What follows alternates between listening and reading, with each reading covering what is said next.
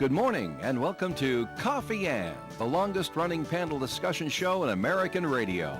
To make a comment or ask a question of the panel, call 401-766-1240 or email coffee@woonsocketradio.com. And now, let's join the Coffee and panel. And a good morning to you. It is Coffee and time here on WOON Radio on Friday morning, April the 25th. Thanks for joining us. I'm Joe Callahan. Across the table from me, we'll say good morning to Dave Richards. Hi, That's Dave. what Joe Callahan looks like. Yeah, how are you? Better than ever. All right, Melissa Murray's here. Hi, Melissa. Good morning, everyone. And we're being joined at the Coffee and table by Woonsocket Mayor Chris Beauchamp. My goodness, we got all kinds of big shots at the table. Joe Callahan, Melissa Murray, Mayor Beauchamp's here. What are you, the low man on the totem pole then, Dave? Well, I mean, it's nuts. It's the most important guy. This is his place. Yeah. Good point, Chris. All right, we're going to get to the mayor in just a second, but the first segment sponsor of Coffee and is the Northern Rhode Island Chamber of Commerce. And Dave, what do you see in your inbox from the chamber? I see Office 2021 opening up because it's good. It's still getting there. But in my inbox, I'll bet I will find the list of stuff that's going on at the chamber. And let's see. Well, I'll give you the telephone number because then I won't have to give it again a little bit later on. That'll take a little bit of time here. 334-1000, the telephone number to call. There's my list right there. And coming up next week, Joe, which day is the 29th? It's the Tuesday, right? Yes. It's the Rhode Island FC Kickoff Luncheon. Just like they used to have for the Red Sox and Paw Sox too, and it's going to be at Bally's in Lincoln. You don't have to go down to the stadium. Although we were at the stadium earlier this week, and boy, is it looking good. Oh yeah, they've even got RIFC painted on the chairs in the home side of the grandstand. You can see it from the other side of the Providence River when you look at the stadium. Looking sharp. Good. Really looking sharp. All right, so anyway, that's coming up 11:30 to 1:30 if you're a member of the chamber. All you had to do was click on the little blue register button, use the telephone number after the show is over, sign up, and you can go there as well and see what everybody's talking about. I don't want to hear any more of this, but it's soccer. Yeah, well, you ought to see what's going on down there. Then, of course, statewide business after hours next Wednesday on April the 30th. Coming up in May, we have the networking pop-up at the X Golf in Lincoln. You know that place, Joe. Yep. And Welcome Wednesday networking on May the 7th. And then on May the 12th, we got a 9-and-wine golf deal. People love that stuff. Play 9 holes and sip wine. And wine. Or whine about how poorly you did on the last 9. One way or the other. 334-1000, lots of other things going on. By the way, the Eggs and Issues breakfast in May is going to be Secretary of State Greg Amore, and after you've met Greg, you are impressed. Yeah, that's right. Nobody is he never fails to impress a group whenever he meets with them. That's the Northern Rhode Island Chamber of Commerce. Brings you this portion of Coffee and every Friday. All right, Dave, thanks. And before we move on, want to mention, the first game for Rhode Island FC is May 3rd. Mm-hmm. And you know who's playing there the next day on the Saturday? Saturday, May 4th? Saturday. No, the 3rd is Saturday. Sorry, Sunday the 4th. Okay. Sunday the 4th. You know who's playing there? No. There's a professional women's rugby league out of Boston that is playing there. Mm-hmm. Melissa was just nodding, and she seemed very excited about it. Their last 3 Are you games, into rugby? Their last 3 games of the season are going to be played there. Really? And they're in first place. Yeah. So they're really good. Yeah, draw a crowd? Yeah, also the Major League Rugby Championship's going to be there on June 28th, and I know that because I'm going. Oh, there you go. Okay. My partner's really into rugby, played rugby. Yep. All right. So was very excited that we could go see a rugby game. Really, well, that's what I'm trying to say. It's a major thing. We've heard it from a lot of people. Oh, soccer. Yeah, but soccer is a lot really more than just soccer there. Popular everywhere else. All right, very good. So, Woonsocket Mayor Chris Beauchamp, how are you? Good morning. How are you? We're doing all right. Good to be here. So, the first question, as I always was telling people, I said, the mayor's coming. We're going to ask him every time he's here until he gives us an answer. Wait a minute. Supermarket at the old Sears building. Oh, yeah. Can you tell us the name of the company that's coming? It's a market. Yes, I know that part. Okay. I cannot, but I believe by next week we can. Oh, Okay. We're going to have a Well, little that's press cool. release next we week. missed it by that much. You did. Oh, it's all right. Well, okay. We'll get the press release. I'm sure Sue will tap something out for us, right? Yep. Okay. All right. You want to give us a hint? Sir? They're No, they're don't doing, do they're that to doing him. exciting things up there. You saw in the breeze. I think they talked about the recreation center at the bowling alley. What they're going to do Ryan there. Family Amusements has bought the bowling alley. It's so. going to be a big change there. Updated, newer stuff, more things for kids. So it's exciting. All right, and then that begins June 1st. They take over. Correct. Of course, not the expansion yet, but that's when they take over. Yep. Okay. The market supposedly will be here up and running by fall, sometime late August, early Oh, so September. before I believe. Autumn Fest then. That's So what they're I'm targeting told. Labor Day? That's what I'm told. Yeah. Okay. Cool. Well, that's a good target to hit. Yeah. Right then. All right. Great. That means the Autumn Fest parade will march right by them. Yep. They will. You can wave hi when you're walking by, Mayor. That's it. Park there and come back and get something in the store later. There All you right. go. All right, Sure. there you go. So other questions we got for the mayor, at least I do. So right off the bat, the city council voted 7-0 to put the homeless shelter They did. on Cumberland Yeah. Street. You in favor of that? Not in favor of that? Where do you stand on that? I am in favor of it. We need a shelter. It's it's a work in progress still, but at least we have that piece finalized. We'll have the lease finalized today. There was some tweaks on the lease with open doors. That'll be done, and they are going into the building. I think they went in yesterday with the fire marshal and fire inspection to figure out what they got to do. But hopefully that's going to be up and running, and hopefully by the end of May. Now, Mayor, as you know, we broadcast the city council meetings, so we're always listening to them. And you had some very meaningful words during the meeting. We didn't hear an awful lot about you. I think you were really taking it all in because it was the council's meeting, really, and you're there to facilitate if needed. But I just wonder if you're getting the same impression I was, that our city council is really starting to kick on all cylinders. This was a tough one. This was a very controversial one. We had an hour and 50-minute good and welfare where people came up and did their thing and expressed their opinions to the council before the vote. And but I thought that the council really conducted themselves well, and that was a good meeting. Did you get the same feeling being in the room? I did, and that's what I've been preaching since day one about coordination, collaboration, communication, if you will, all those three things. It seems to be working. We don't always agree, as you saw on the vote after 5-2 to enforce the ordinance and the resolution about the encampments. Right. And I got to say that, I did listen for the most part, but I got a little frustrated, not at anybody saying what they said, but I got frustrated about tabling things and then tabling things for another meeting, then tabling things. On and on and on.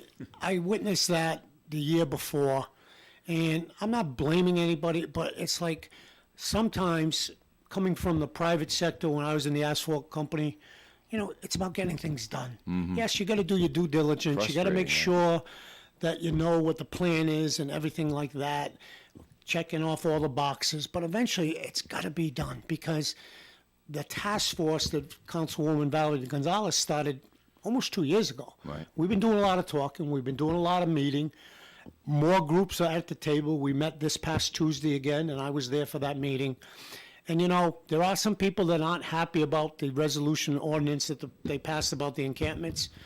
But I'm like, we got to move. It's about time to do something. And I'll just say this on that. As the mayor of the city, it is my job to enforce the ordinances, whether it's my public safety director, police chief, whoever I kind of communicate and direct to go to the encampments at some point. That's what we're going to do. It's not going to be going in there day one once this shelter opens up.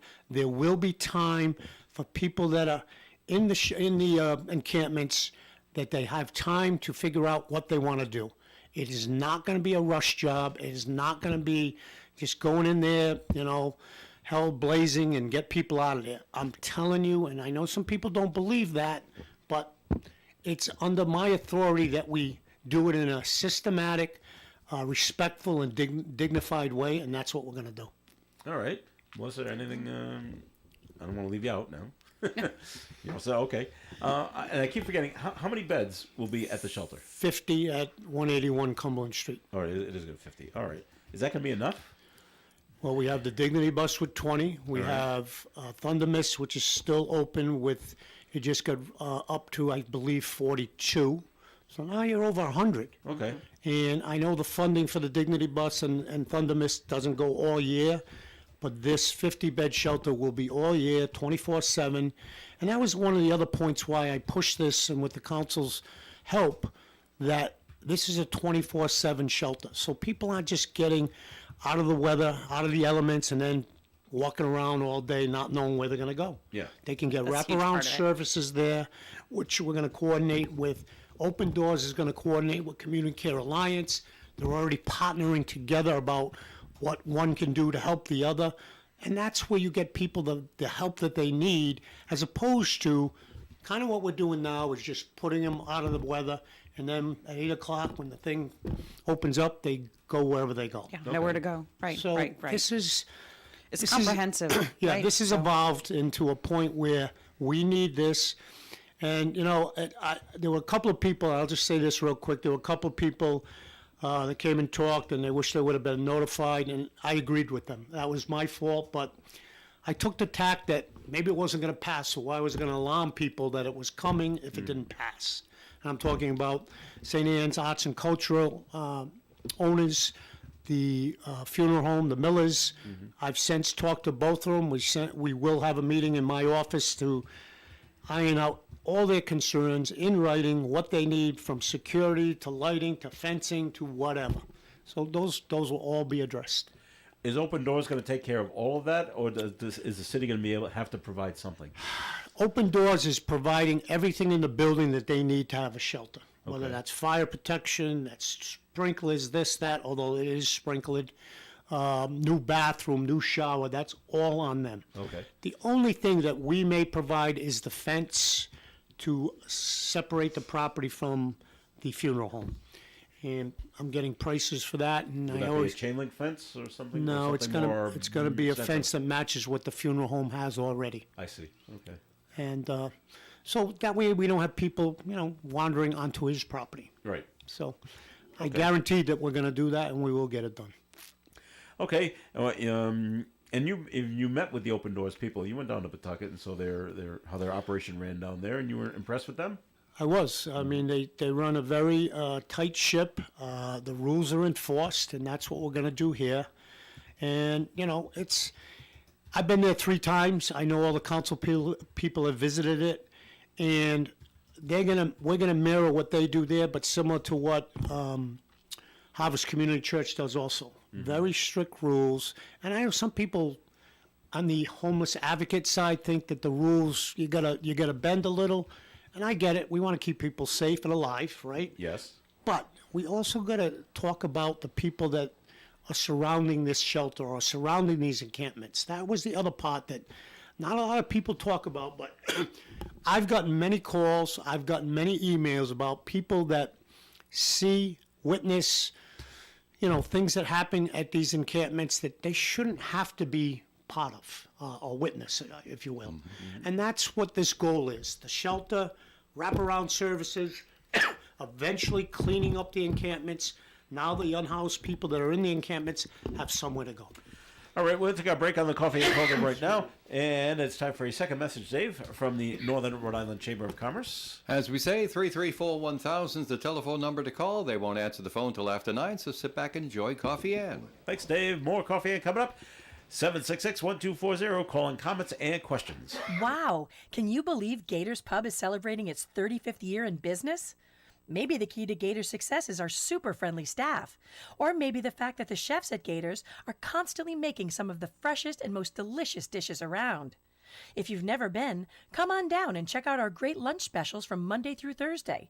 They also offer complimentary soup during lunch. Watch the Boston Red Sox on one of our many TVs while enjoying classic apps like fresh potato skins or our famous pita chips. Come watch a volleyball game and have a burger or one of our newest cocktail creations. Gators is located on Route 102 in North Smithfield, about 1 mile before Wright's Chicken Farm. Come say hello. How was your drive to school? Let me tell you, I had to get my iced coffee first. I just can't seem to put it down. My favorite rapper just announced a tour. My phone was buzzing like crazy. I'm so excited. I had to text all my friends right then to talk about it. Then, someone started calling me and... Let's try that again. I turned my phone off right away. I never drive distracted. Visit StopTextStopWrecks.org. A message brought to you by the National Highway Traffic Safety Administration, Project Yellow Light, and the Ad Council. Hi, it's me, your USPS Ground Advantage shipment. Just left the warehouse and hitting the road. I know. Just got the notification. Great. Smooth sailing so far. I'm almost there. Yes, I know. I get all the updates. Made it. Safe and sound. I know. Well, did you know I was with USPS the whole time? Oh, yeah. I know.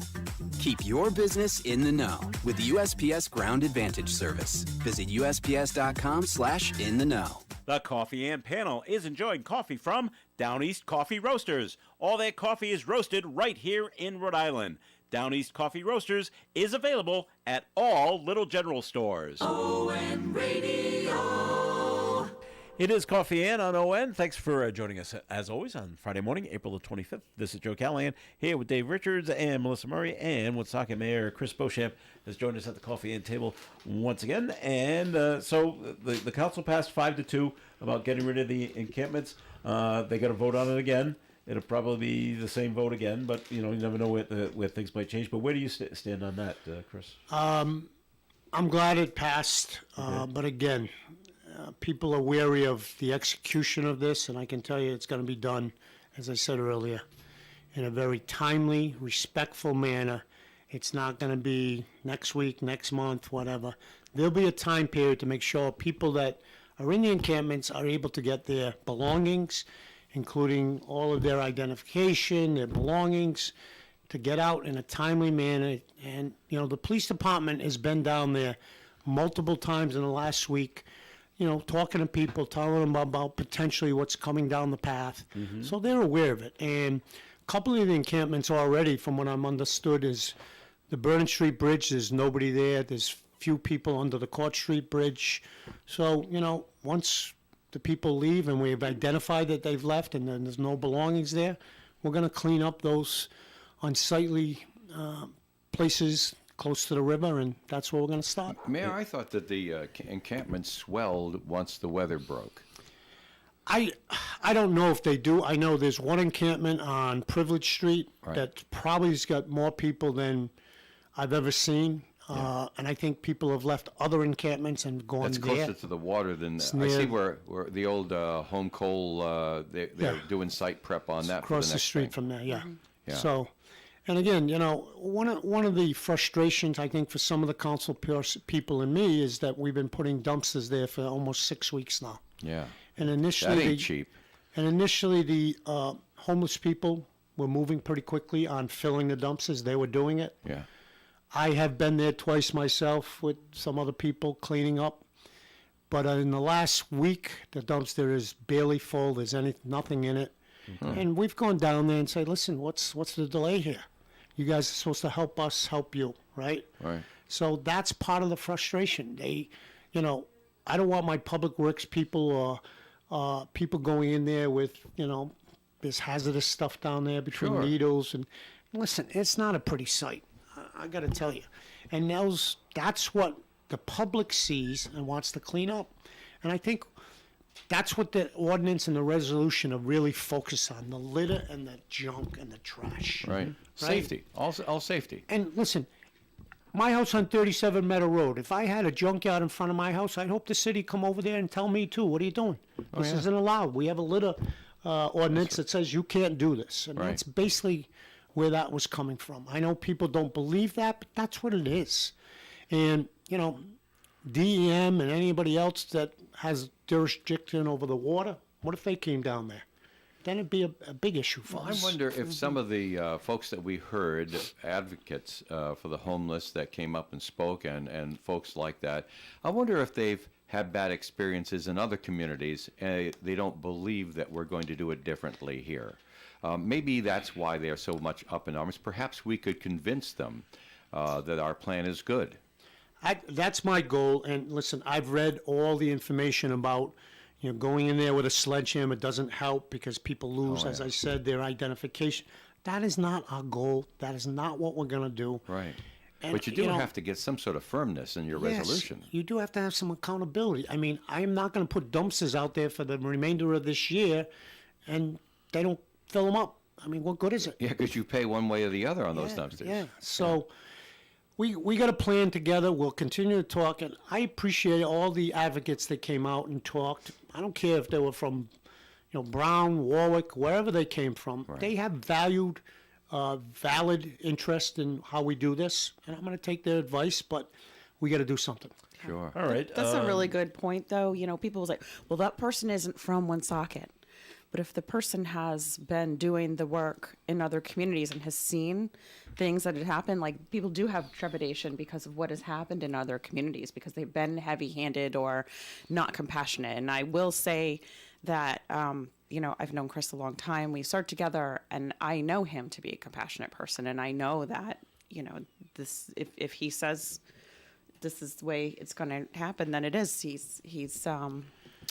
You're a compassionate and fair leader, and I appreciate that in you. So. Thank you. All right, the question comes down then now, Chris, and I'm going to say the majority of homeless people obviously do not want to be homeless, but what do you do with the people that want to be homeless? And I like what I'm doing. I don't want to go to this building. What do you do with that That's the population? difficult conversation that I'm going to rely on the professionals, the Community Care Alliance, the Open Doors people that do this every day, because I don't have the answer. Yeah. But maybe we set them up similar to what the pallet shelter thing is in Providence, so they can be somewhere that they don't want to be in a congregate setting. I mean, there are people that don't want to be there in that congregate setting situation. I don't know that answer off the tip of my tongue, but I can tell you, we're gonna do what we feel is in the best interest of everybody in the encampments, the best that we can, and that's providing police, public safety that go in there and talk to people prior to anything moving, and we haven't done that in the past, but we have been doing that in the most recent past, and it seems to be working. They're building a trust, and that's the key word, trust. Right. About we're not coming in here to just throw you out and you got to figure it out. We're going to give them options, and now we have those options. Yeah, because Okay. once that happens, then you erode that trust, or if that's happened to them before, you're not, that's gone. Right, you lose it. But I also think that people confuse not wanting to be homeless with, that person wants to be homeless. It's way more complex than that. It's, that person doesn't want to be in a congregate setting, doesn't want to share a bathroom, or I think so. What they want is autonomy. I don't think they want to be homeless, but they want that autonomy that, hey, everybody wants, right? We all want that. So. All right, Mayor, we get a note called in, 766-1240, just to the mayor. Caller says they worked as a social worker, and it is known that the Sales Street shelter is the best run in the state, where people can get in touch to donate or volunteer for this new shelter. Or where can people get in touch to donate or volunteer for this new shelter? Well, they can call City Hall, call my office, and we can direct them to where donations can go to, whether that's Community Care Alliance, Open Doors. I'm sure both of those organizations that are running shelters now, and then we'll be in the city helping run this shelter.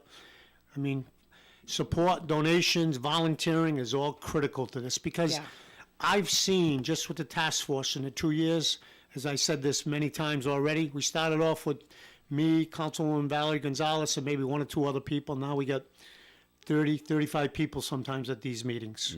And you know what? That's what it takes. It takes everybody's input, church groups, community partners like Community Care Alliance, the behavioral health people from Providence. This is what it takes, because obviously what we've been doing hasn't been working. So I'm encouraged by the progress we've made. We still got a long way to go, but we're going to do it in a dignified way. The homeless shelter on Cumberland Street, when can they start taking people in? Now that it's passed the city council, what's the next step? Well, again, it takes second passage, which will be May 5th, I believe. Then I have 10 days to sign it. I'm going to wait the 10 days to give Open Doors more time to figure out what they need to get in. Okay. So you're Getting it probably going? talking the end of May, potentially. Okay. Where Open Doors will be opening the shelter and registering people to be there. But that's still up in the air. We got like I said, they're doing the inspections and that stuff now. So there's going to be some work done there. Okay, so it's not happening tomorrow, is what I'm getting at. Okay, I want your reaction to this, Mayor, because it's what I heard. Now, Jim Canoyer got up at the city council meeting and actually said he called the town of Cumberland to ask about help with homeless people in Cumberland, and they're telling him, "Oh, go to Woonsocket." Yeah. Is that happening around the state? That people are just being told, "Well, we can't handle it here, but go there because they can handle it."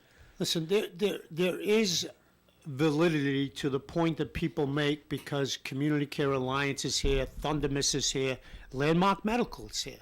That people come here for services, health services, social, mental health services. We have those capacities here to help people, right? Mm-hmm. And I say to people, listen, if you wanted Community Care Alliance out of here, if you wanted Thunder Mist out of here, and they leave, who's going to treat these people?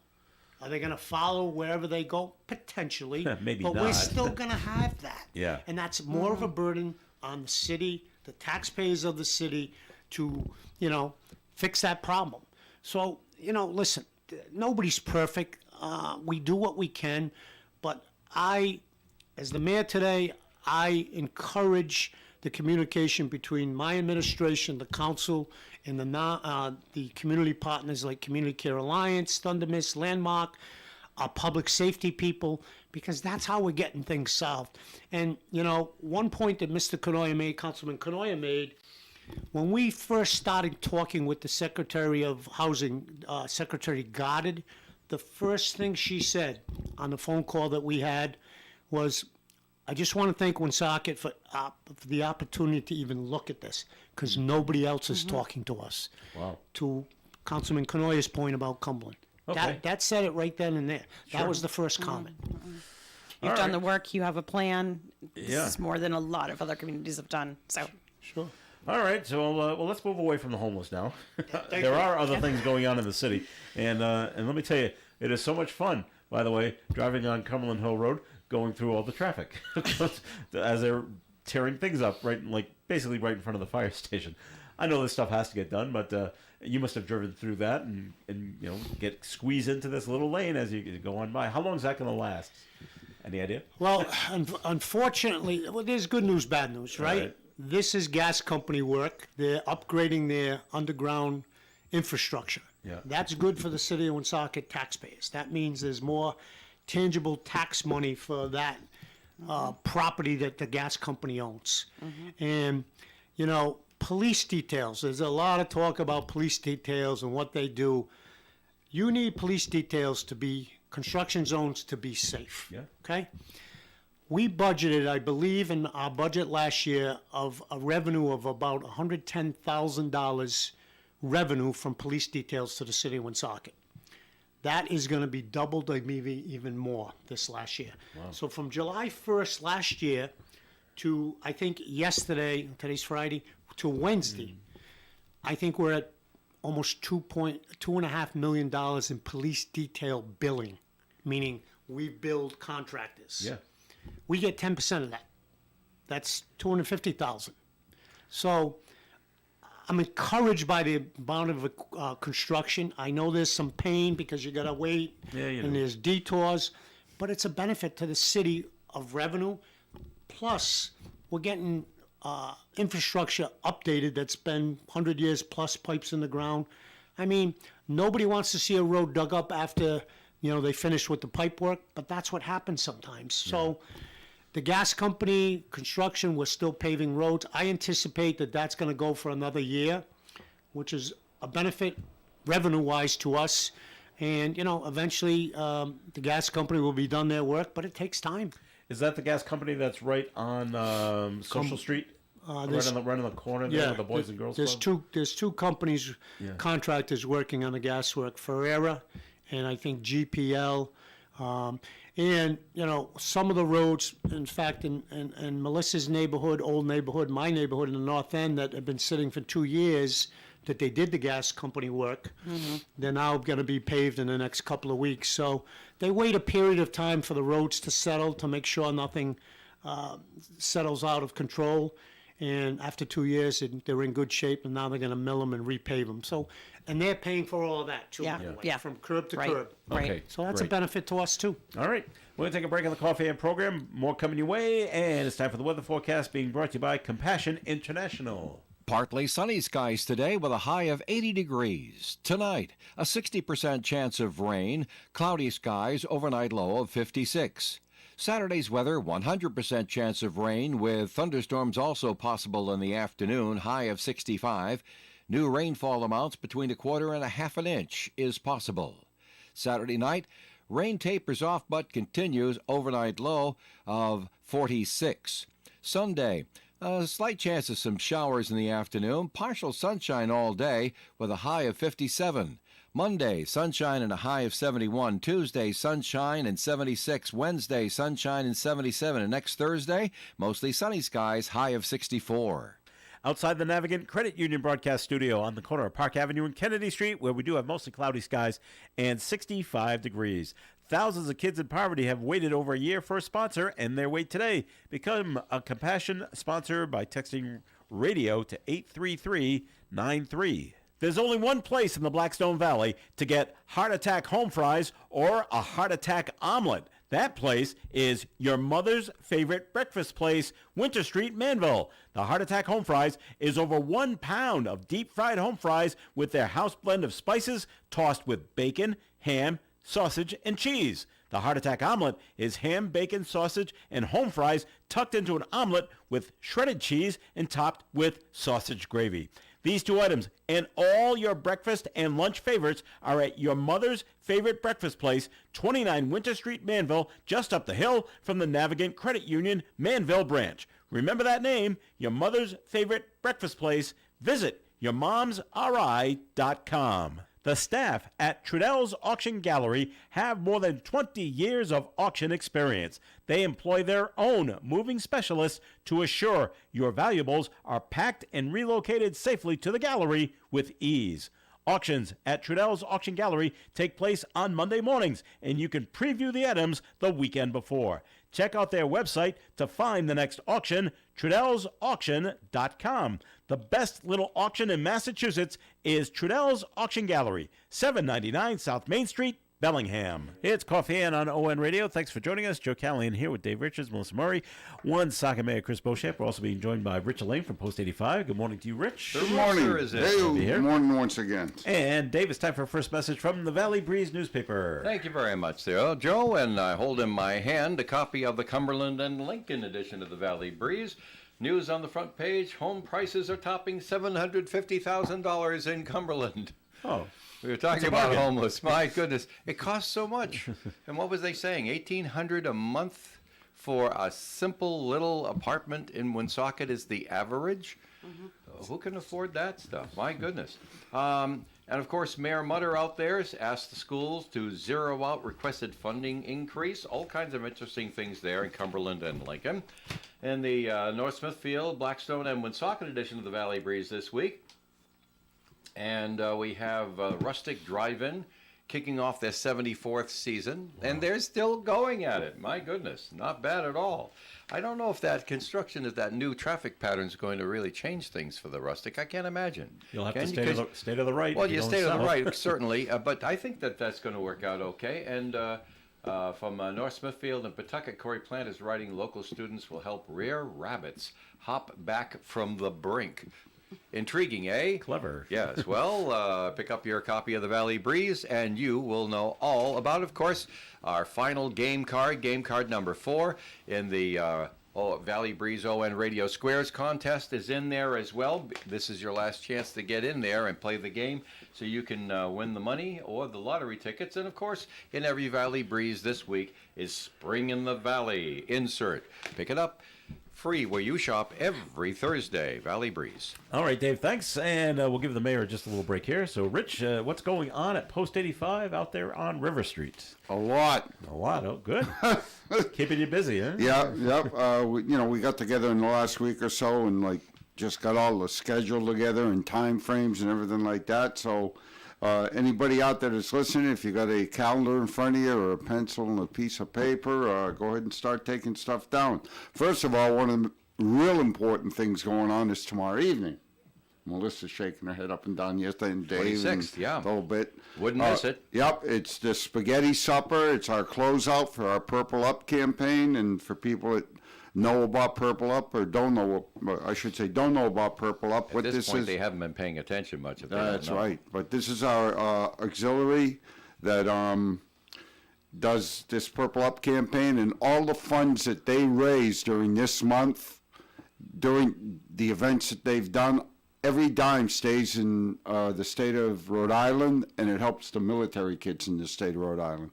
So it's the closeout spaghetti supper tomorrow night from 4 to 8 p.m. There's a $10 donation for the spaghetti supper, and there are just so many activities that are going to go on tomorrow night. It's incredible. I was down there on Wednesday when they start putting together some of the prizes, and it's just going to be an outstanding evening. And like I said, all the money that they raise is going to stay in the state of Rhode Island for military kids. So it's Saturday night, tomorrow night from 4 to 8 p.m. for the spaghetti supper down at Post 85. Now, the following Saturday, May 3rd, we're going to have a yard sale up there. Now, the people that can bring things to sell at the yard sale, that's going to be limited to members of Post 85 and the entities that are in there. But the general public is more than welcome to come out and do some purchasing. Absolutely. So there's a lot of good stuff that's going to be. So that's Saturday, May 3rd from 10 to 4 p.m. Also, the Scout Troop 222, they're going to have baked goods there that day. So if you want to help out the Scout Troop 222, come on up and buy some baked goods from them. And then, Mayor, I hope you have your tights ready, because on May 17th, New World Wrestling Extreme is back at Post 85. I only dance. I don't do Yes, wrestling. right. You They sure? won't leave Huh? this guy alone. They got him dancing. Now you want him wrestling? My goodness. I don't know. You could get some of your political adversaries. Maybe we could hook them up. We could do a little tag team Could stuff. be a good fundraiser for that. There we go. But that's on May 17th. New England World Wrestling Extreme is back at Post 85 underneath our pavilion. If it rains or if the weather looks good, we move the ring outside. But the bell is at 7 p.m., so you can go online. You just Google search New England World Wrestling Extreme, and you'll find their website. You can purchase tickets off of their website. And just to run through the rest of May, on May the 24th, we're going to open up our pavilion again for the concerts that we do pretty much every Saturday. We're going to start out May 24th with the Strum Dogs. That's 7 to 11 p.m., and then also on May 30th, Friday, May 30th, we're going to do a cigar night. 3 quality cigars. It's a full steak dinner, a full bar. There are going to be prizes available, and tickets for that on Friday, May 30th for the cigar night are $55 for one, or if you buy 2 or more, they're $50 a piece. Those tickets can be purchased on American Legion Post 85. I know everybody wants to hear what the mayor has to say, so I'll leave it at the May, and then we'll get into the June stuff next week. All right, Rich, thank you very much. Mayor, can you talk a little bit about the new water meters that everyone is going to get? Yeah, they started installing. In fact, I got a call, Wednesday night. I'm home watching the Celtics. Somebody called me. I hate to Celtics bother won, you. though. Yeah, I the hate to Celtics are bother playing. you, But- but I have no water. They did my meter today, and we have no water. Oh, dear. I said, something doesn't sound not right. normal. Let me make a call. I called the water department. Somebody's going to get back to me. I called the gentleman back. I said, did you turn the valves on? Because there's 2 valves. Once you put a meter on, they got to shut the water off to change the meter. Otherwise, obviously. it gets very messy. And the gentleman was like, oh my God, I didn't think of that. I think the technician obviously forgot to turn the valves on. Mm-hmm. This was at 8:30 at night. This was his mother's house that he owned. So he was kind of panicking. But long story short, it all worked out. He turned the valves on. The water department came there just as he was turning the valves on. So he got his water back. So they are going into houses, doing a very good job. It was only, I think, a little over an hour that they changed the meter, which is pretty quick. Not bad. So they're not inconveniencing people. Unfortunately, that one forgot to turn it back on. But the problem got resolved, so it is going well. Okay. How long do you think it's going to last before everyone in the city They got over gets it done? 7,000 meters, I believe, so it's going to take some time. Is it all summer events? It'll be all summer, probably into the fall. Okay. But I don't know exactly. But if they did, 50, 60 a week, you can do the math yourself. But homeowners have been advised by mail, Yep. and it's up to them first to say, okay, call up and make the appointment for it to be done. Yep. And of course, we don't want them all doing it at the end of the run. We don't want them all calling up in October saying, "Oh, Yeah. I need this." Yeah. So let's do it now. I'll get the time limit that they got to. I believe it's about a year that it's going to take to do all of these because okay. there's many, right? And some houses and some places when they call, things get rescheduled. They got to come back. So there's some things that happen, but I've heard nothing but positive so far. That the people were professional. They have a badge. They tell you who they are. It's not a scam. And a vehicle too. Vehicle. People are not getting, apprehensive about somebody coming. So there's been notification on the webpage, and the city webpage. Water departments put out notices. So it's a good thing. I've had it done in my house. Okay. Can you just explain, in case someone doesn't know, why is this being done in the first place? Well, in my case, when I think most houses in the city of Woonsocket, which are old houses, the water meter is below the floor of the concrete floor. It's got to be raised so you can read it and see it. And it's also because of new technology to read the meters. And to me, that's a benefit to the city of Woonsocket. And it saves you on your water bill if they can just do like the electric company does and drive by slowly and have the computer read all the meters as they go. Scan it. Yeah. Some houses now they can't do that because of the old meters that are there, or the readings are. And it happened in my house. They took a reading. I was doing, I think, 300 gallons. I forget the number. It went up to like 4,000 gallons. Something was wrong. Right. I got a bill. My bill was, it's usually about $150 every quarter. It was like $500. Wow. I don't have a pool. I have sprinklers, but they're not on. Right. They did find out what happened. They recredited me because they could not read the meter. Right. And when they came in and read it, it was malfunctioning. And hence I had the meter replaced. They did credit me. But things break and they wear out, so it's time to change all the meters. That's it. Do So- it all at once, and it'll solve a lot of heartbreak in the future. It is, and we got a grant to do some of this stuff, so it's a good thing. Nice. All right, great. Drug Take-Back Day is tomorrow. I'm sorry? Drug Take-Back Day. Okay. With the city in conjunction with the police department and the Blackstone Valley Prevention Coalition on Saturday, April 26th from 10 a.m. to 2 p.m. at CVS on Cass Avenue. This is an annual thing. That's the one across from K's, right? Correct. That's that one. Yep. Big one. Lots of room up there. Yeah, bring it up. Yeah, and it's funny if you have prescriptions down through time, and perhaps you are on prescription, then they change to another prescription. You had leftovers. What are you going to do with it? They say don't toss it down the toilet because, that can be a difficult chemical thing to absorb into everything else that's going on there. So don't do that. Save the bottle, and tomorrow bring it to the CVS on Cass Avenue, and they will dispose of it properly. No needles, no inhalers, no thermometers, no aerosol cans, no lotions. Yeah, no but liquids. those aren't drugs. All Well, right. also the vapor. If you got a vape thing, you can't have the battery no in it battery because there's inside. lithium, and then that's hazardous waste now. Yep.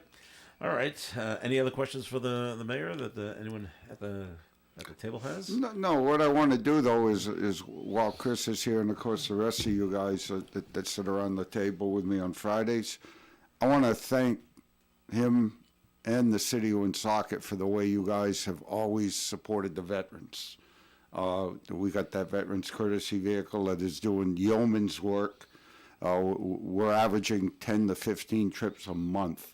Nice. And you've helped out tremendously, Mayor, and Melissa with with some finances for that. And I'll tell you, it is that every veteran that takes a ride they come back with just, positive things. And what's happening is that as you get these older veterans, right, they're in their 70s and their 80s, and they have multiple appointments every month. So I'm getting guys I just had one gentleman that's taking advantage of it, not advantage like misusing, but taking, got good advantage of the rides. And he's actually booked like 5 appointments in May. Nice. That has to go. And he'd have no other way of getting there except taking money out of his own pocket. And he's on limited income, and he's so appreciative. And the drivers come back. A lot of my drivers they're not. They have no military. They're just common civilians. Yeah.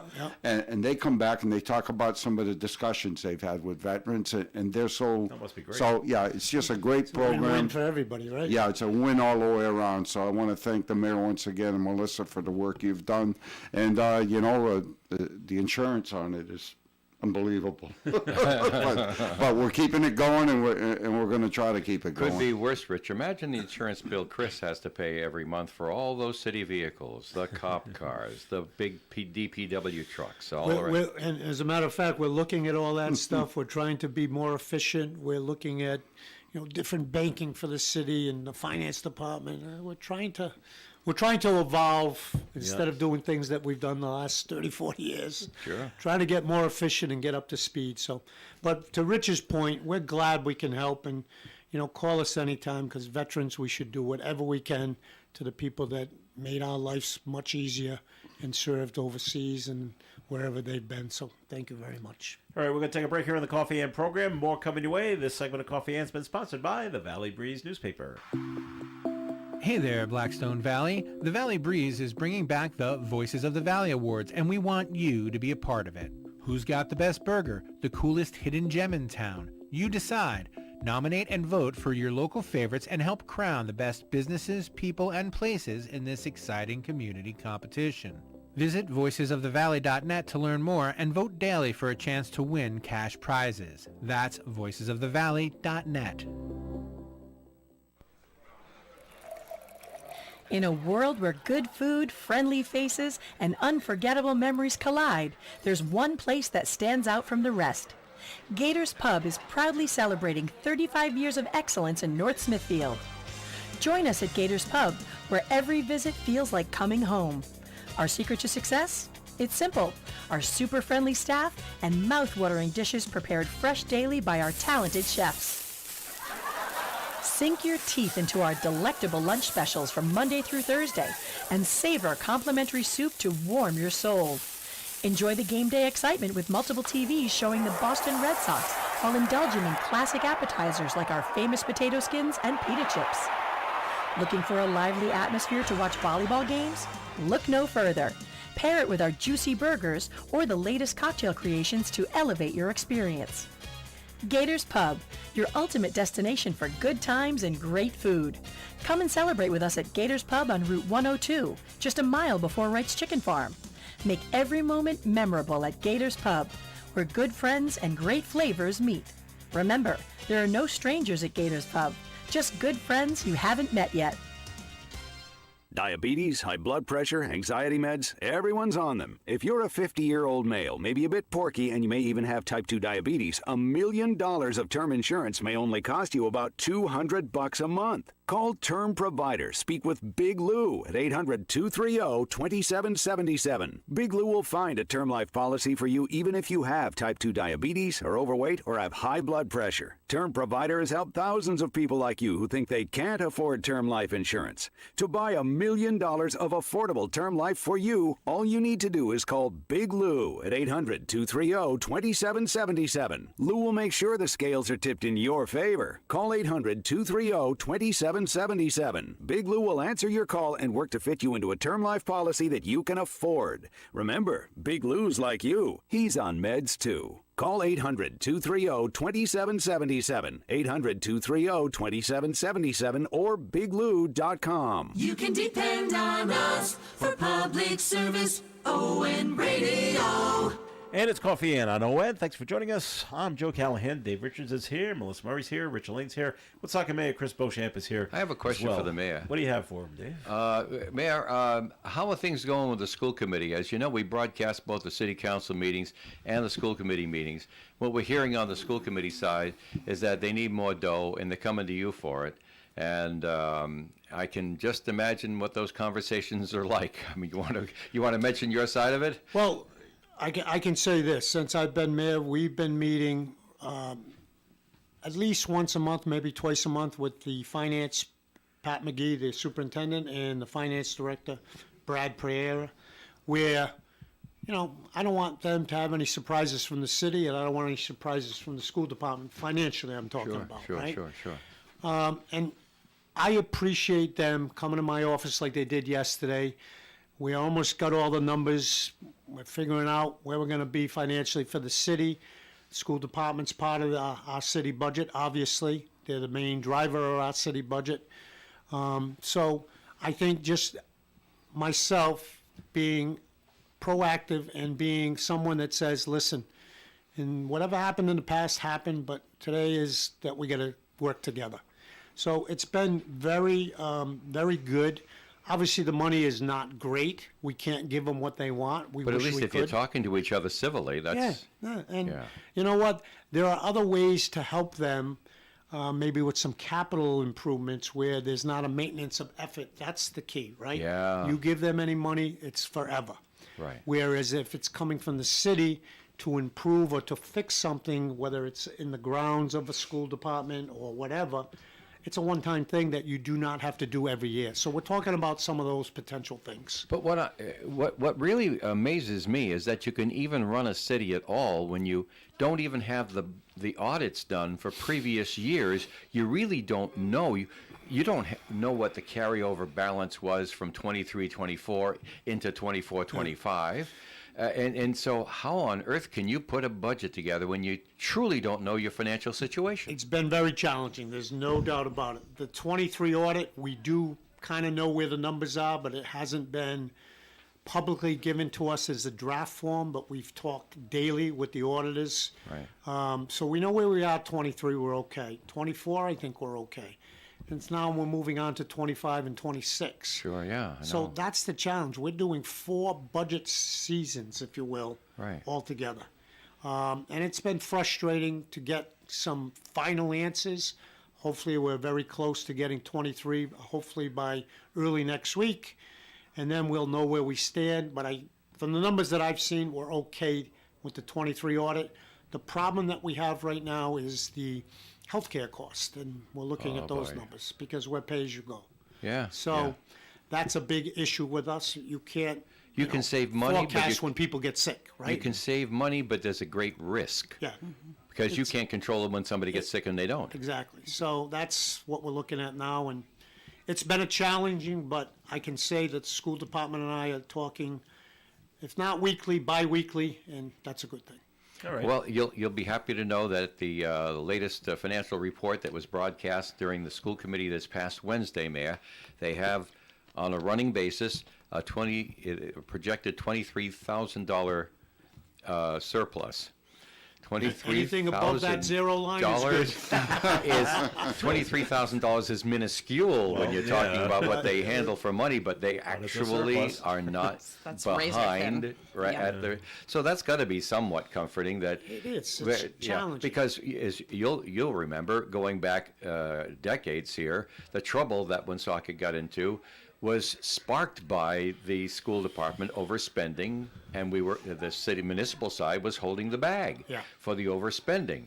And we don't want to see that happen again. It's great that you're talking to them and telling them what the situation is so they can prepare, you can prepare, and I'm sure you'll do the best you can for it. I got to say something else too, Chris, that listening to you talk here today, and many times that I do hear you talk, I don't know, I certainly don't want to risk offending you by this, but you remind me of a previous mayor that was much adored in the city for his candor and the fact that he'll talk to anybody and tell you exactly what he thinks. He's not going to be disrespectful or anything else like that, and that's Jerry Boulay. Okay. Only the old-timers are going to remember Jerry Boulay, but I remember because I've known and worked with all of the mayors on a first-name basis going all the way back to Cummings in the beginning of the 70s. That's how long I've been around. And I can tell you that Jerry always stood out. I was at a social gathering, a backyard party with Jerry Boulay one time. And as always, and you get it too, even at a social gathering, you want to relax and have some fun with friends and things like that. Somebody's like, well, Mayor, you should be doing this. Well, how can we have that? And stuff like that.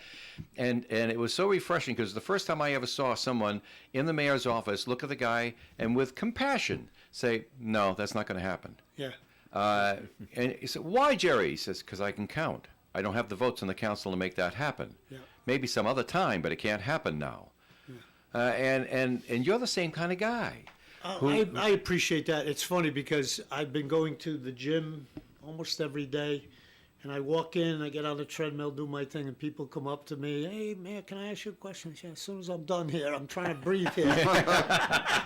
So somebody came up to me and said, you never have a break, do you? And I go at 6:30 in the morning. So yeah.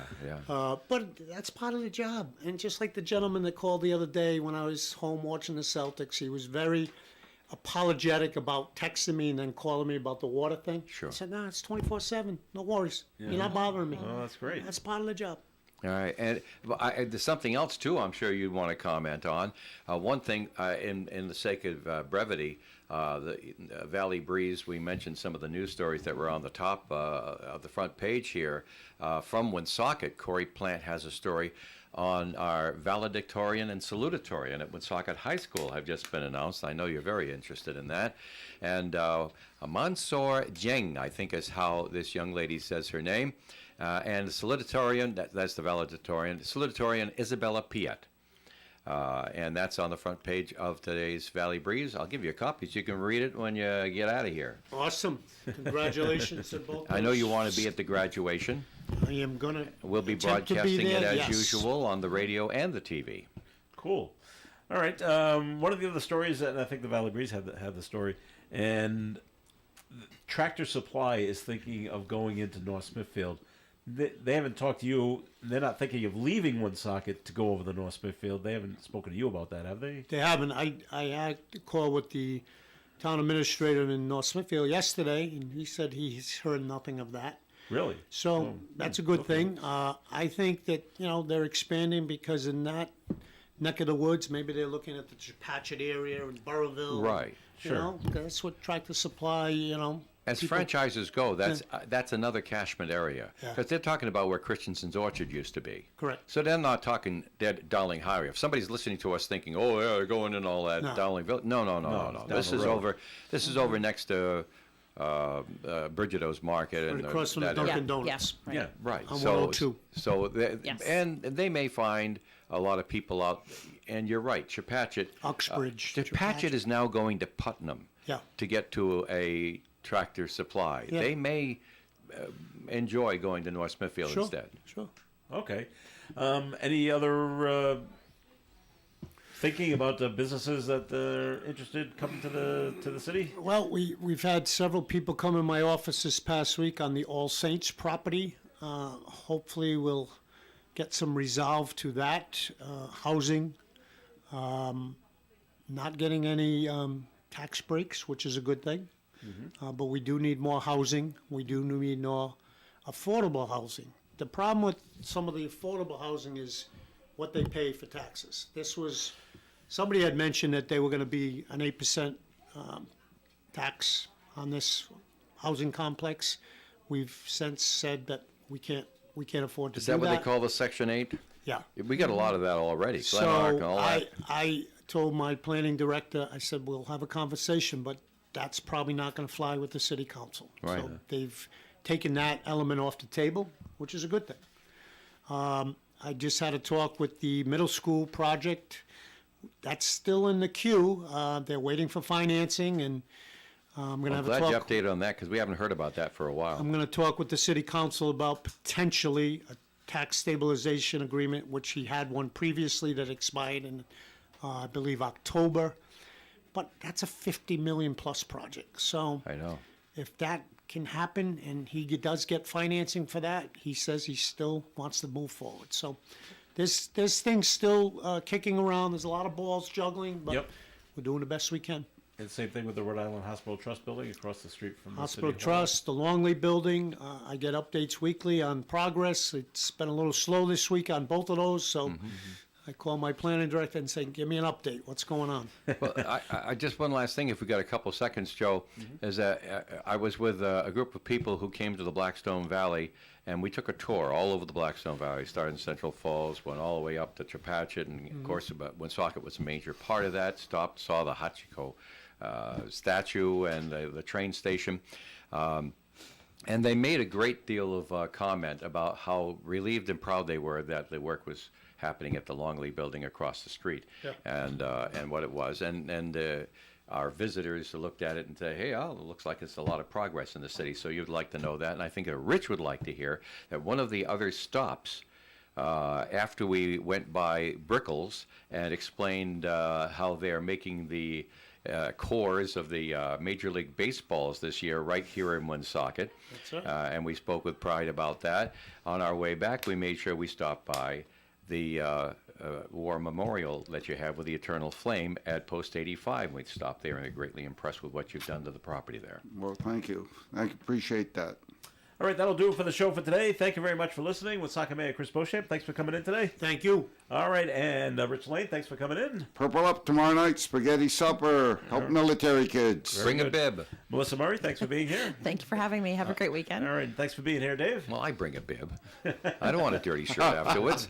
And you got to see me. No, maybe you shouldn't eat me. See me eat spaghetti. All right, this is Joe Callahan. Have a great day, everyone. Stay tuned for Gary Smith and the crew coming your way right after the news on ON Radio. Broadcasting live and local daily from the Navigant Credit Union broadcast studio at the corner of Park Avenue and Kennedy Street. This is WOON Woonsocket Radio. And now, the news. NBC News Radio, I'm Michael Kastner. Nearly 130,000 people have filed through St. Peter's Basilica to pay respects to the late Pope Francis. Francis died Monday at the age of 88, and his body will continue to lie in state at the Vatican until tonight. In the meantime, mourners will continue to visit until final preparations for the pontiff's funeral, scheduled for 4 a.m. Eastern Time on Saturday. 3 courts are blocking the Trump administration from withholding federal funds from schools that have DEI programs. 3 federal judges issued separate rulings on Thursday after teachers' unions, the NAACP, and others brought cases against the administration for threatening to withhold funds from schools with DEI efforts. And a federal judge is pausing parts of an executive order issued by Trump aimed at changing election laws. More from Brian Shook. The judge says Trump doesn't have the authority to require proof of citizenship for voters in federal elections. The ruling maintains that this authority rests with Congress and the states. The judge opted not to block another provision of the executive order that withholds federal funding from states that don't comply with the deadline for mail-in ballots. She found the groups who challenged the provision lacked the standing to do so. Cam Ward is going to the Tennessee Titans after the first round of the NFL draft. The Miami quarterback was the first overall pick in the 2025 draft held in Green Bay. The Jacksonville Jaguars traded with the Cleveland Browns to select Heisman Trophy winner Travis Hunter as the second pick. A spokesperson is confirming that Carlos Santana is resuming his tour today despite testing positive for COVID. The 77-year-old Rock and Roll Hall of Famer collapsed from dehydration during a sound check in San Antonio on Tuesday.